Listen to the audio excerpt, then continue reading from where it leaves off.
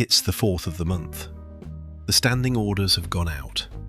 You open your banking app. You don't panic anymore, because panic would waste time. You simply start doing maths. The council tax is next week. The boiler made that noise again. School shoes won't survive another term. You start moving money between little pots like you're trying to land an aeroplane with one engine. This is what financial stress actually feels like. Not poverty, arithmetic. Great news! I financed an air fryer! Badger, that's not an emergency fund. That's an emergency, with a repayment schedule. Most people think financial freedom starts when you become rich. I don't think that's true. I think it starts the day ordinary bad luck stops changing your entire month. Today, I'm going to show you the 5 things that change once you build what I call your freedom buffer. Number 1. Your salary stops arriving pre-spent. Meet Dave. He's 38, 2 children, works in IT. Gets paid on Friday. By Monday morning, most of the money already has another owner. Mortgage, council tax, energy, insurance, broadband, childcare, food. One by one, every pound gets a job before Dave ever gets to choose where it goes. Around 1 in 3 households have little or no emergency savings. Look down your own street. Every 3rd front door, that's roughly what this statistic looks like. Before you chase £20,000, work out one number instead. Your survival cost. Housing, food, utilities, transport, insurance, childcare. Ignore holidays, ignore gadgets, ignore Instagram. Just calculate what life costs before choices begin. Dave goes home that evening and works out his number. It's lower than he expected. For the first time, the goal doesn't feel impossible. It feels measurable. Number 2.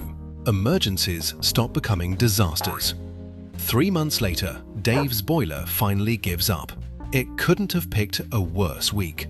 The MOT is due. His daughter has a school trip. Christmas isn't far away. A year ago, this would have kept him awake all night. This time, Dave opens a different account. The money is already there. He books the engineer, makes a cup of tea, and gets on with his evening. The repair costs exactly the same. The panic doesn't. That's what your freedom buffer really buys. Not luxury, not status, just the ability for ordinary life to stay ordinary. And don't wait until £20,000. Build confidence in layers. £500, then £1,000, then 1 month's essential spending, then 3 months. Every layer is another brick. Here's the trick most people never hear. Keep your freedom buffer somewhere you don't look every day. Easy to reach in an emergency, just boring enough that you forget it's there on a Friday night. Your emergency fund shouldn't be protecting you from emergencies. It should be protecting you from yourself. Dave notices something unexpected over the next few months. Nothing around him has changed. Same job, same bills, same house. But somehow, life feels quieter. Number 3. Your brain finally gets some breathing room. Nobody talks about the first return your savings ever pay. It isn't interest, it isn't investment growth, it's silence. Studies have shown that financial stress consumes mental bandwidth. When your brain is constantly calculating how to survive the month, it has less space for everything else. Dave stops checking his banking app 6 times a day. He starts noticing opportunities instead. A training course at work, a promotion, a conversation he'd been avoiding because he finally feels able to have it. Here's another habit worth stealing. Save first, spend what's left, not the other way round. Because if saving depends on willpower, eventually willpower loses. Systems don't. Good financial habits should be automatic. Bad financial decisions should require effort. Make saving frictionless and impulse spending slightly annoying. Number 4. You stop buying time and start owning it. 6 months later, Dave's manager calls an unexpected meeting. The company wants everyone back in the office 5 days a week. Last year, Dave would have agreed before the sentence had even finished. This year, he simply says, "Can I think about it?" It's a tiny sentence, but it only exists because his freedom buffer bought him something far more valuable than money: breathing space.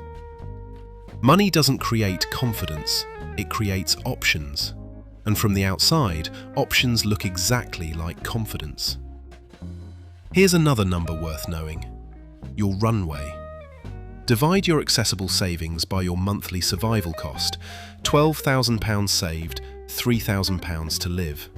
That's 4 months to make good decisions instead of desperate ones. Your goal isn't to quit your job, it's to make sure you never have to stay somewhere simply because next month's bills leave you no choice. Dave hasn't become wealthy, his salary hasn't doubled, his house hasn't changed. So why does life feel so different? Number 5. Your money finally starts working for you instead of the other way round. Something curious happens once your freedom buffer starts growing. Only £39 a month stops sounding like a bargain, because every monthly payment is now competing with another brick in your wall. This is where most people accidentally speed up. They spend more because they earn more. The people who build wealth do something slightly different. They save more before they learn to spend more. Here's the 4-lane route that quietly gets ordinary people to £20,000. Not quickly, not dramatically, consistently. Lane 1. Pay yourself first. Lane 2. Save half of every pay rise. Lane 3. Give every bonus, tax refund or windfall a job before it arrives. Lane 4. Every cancelled subscription buys another brick instead. 4 simple systems repeated for years. Good news! I got a tax refund. Brilliant. Straight into the freedom buffer. I bought a hoverboard. I was worried you were becoming financially responsible. A year later, it's the 4th of the month again. The standing orders have gone out. Dave opens his banking app. This time, he doesn't reach for the calculator. He makes a cup of tea instead. Your freedom buffer won't solve every problem life throws at you, but it will stop ordinary problems becoming extraordinary ones. And that might be the closest thing money has to buying peace of mind. If this episode helped you think differently about money, subscribe to UK Finance Dad. Every week we explain modern Britain with a marker pen, practical ideas, and the occasional irresponsible badger. See you next time.